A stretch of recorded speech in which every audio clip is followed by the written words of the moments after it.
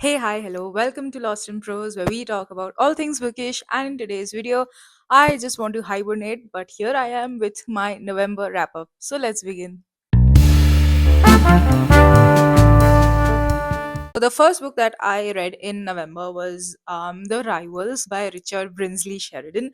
Now, this book is a play actually, and I read it for academic purposes basically, but I really enjoyed reading it. I also read 12th Night the month prior to that, which was again part of the syllabus. But I enjoyed reading it nonetheless. Now, The Rivals is basically a comedy of manners in which we explore really quirky and absolutely hilarious, outrageously hilarious characters that are so silly, especially Lydia Languish, who is basically a 17-year-old girl who loves reading romance novels, if that sounds familiar.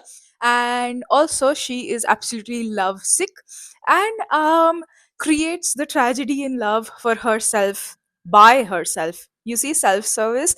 So basically it's just how all those characters they relate to each other, and it's a series of miscommunications, and it's pretty fun and easier to get into as compared to other plays. And main like theme was that without women men can't exist. So like basically that was the theme that was mentioned during the epilogue. The next book that I read was The Song of Achilles by Madeline Miller. Now, this may sound a little unpopular, but I did not like this book as much as I expected to. And in comparison to other books like, book talk popular books, I thought I would like this one honestly, but somewhere it felt like it lagged, and also it was very extremely predictable. Like from the first two chapters I could predict what would happen at the end, but it is heartbreaking definitely. And the writing style is also very beautiful. The way the author writes, she is absolutely a magician if words, if I must say. But honestly it did not do much for me. So basically it is about Greece in the age of heroes, and Patroclus, who is an awkward young prince, he has been exiled to the court of King Peleus and his perfect son Achilles. Now, despite their differences, Achilles and Patroclus they become very good friends, and the book explores how their friendship blossoms over the years. And when Achilles finally has to go to war in Troy in order to save Helen of Sparta. Correct. I wasn't able to remember that. Helen of Sparta. Um, then that's where the real show begins. But I honestly felt that it was slightly draggy towards the end, and I just wished that I could finish it. But I think the writing style is what kept me going. But overall, it's not really a favorite of mine. I don't know what you think about the book, but yes, it is definitely one in the sad book category. And if you haven't checked out my heartbreaking book recs, you really should. Alrighty, the next book that I think I'm getting the order wrong. I think I read the other book first and this one later, but okay, anyway. Yangon Days by San Lin Tun. Now this is basically a collection of short stories of the people from Yangon, which was basically the capital of Burma, that is former Burma, now Myanmar. It's also formerly, this Yangon was formerly known as Rangoon. And it's just basically a collection of short stories and experiences. I wouldn't even call these stories, I would call them experiences of the people of Burma. They are just short snippets into their lives and their experiences all across the city of Burma. That's literally, sorry, the city of Yangon. That was wrong. Yes. So that's basically all that it is about. But I like the idyllic and slow sort of vibe it has. And also like the pacing is not slow. The pacing is pretty good, but the writing style is just like very calming and idyllic is what I would say. So I think you should check it out if you're looking to get out of a reading slump. These are really quick paced and you just feel like reading one more. Short story collections are always like that, right? All about the city of Yangon. It is a perfect blend of tourism as well as the people living there. this is specifically, this collection of short stories is specifically about the people that live there, and it's just about the residents over there.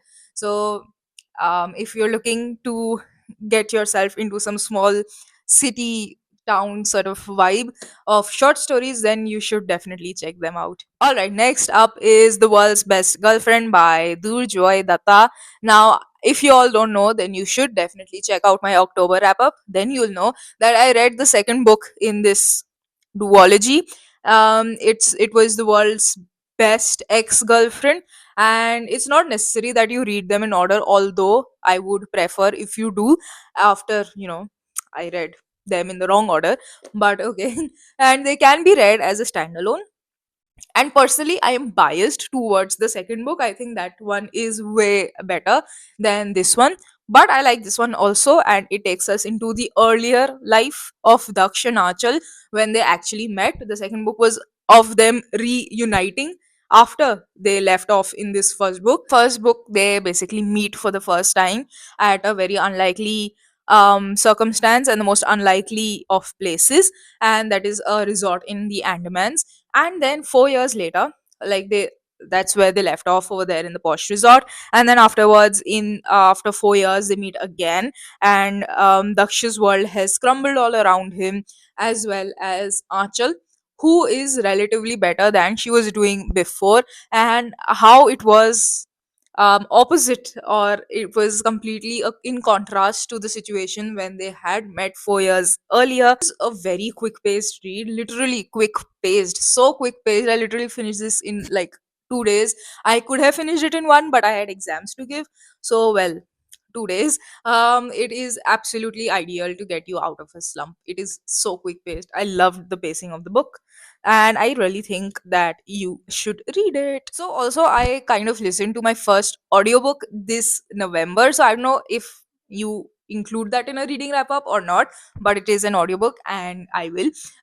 So actually, this was my first audiobook, and I am in love with the narration of the book. It is on Audible, and it's called The Revenge Podcast by Durjoy Datta. Now, I absolutely loved the book, and also the narrator, especially the female one. I am in awe with her style of narration. I do not know her name, I forgot her name. I will write it down later, but she is an absolutely amazing narrator. And the audiobook is basically, if this was in like a physical form, I would devour it in a day, but I am a very slow audiobook listener, apparently, because I phase out. I don't know what they're saying in my ear. So anyways, the book is about a podcast that has been started by Daksh, no, by Deb and Avantika, who are basically trying to get revenge on their own exes. And that's basically the basic plot line that you need to know.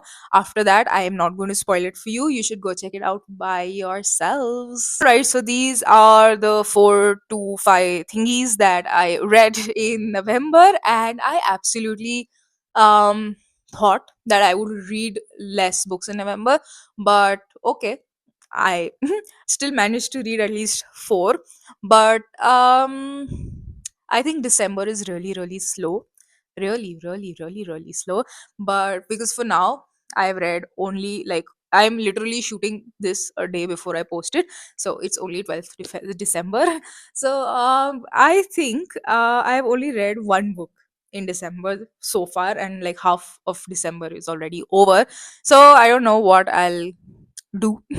Maybe I'll catch up later and hibernate and actually read. And do let me know how many books you read in November, and how many have you liked reading in December as well. We'll catch up next week on Friday, and do not forget to like, share, comment, and subscribe. And let's get to 1K subscribers already, please. Goodbye, everybody.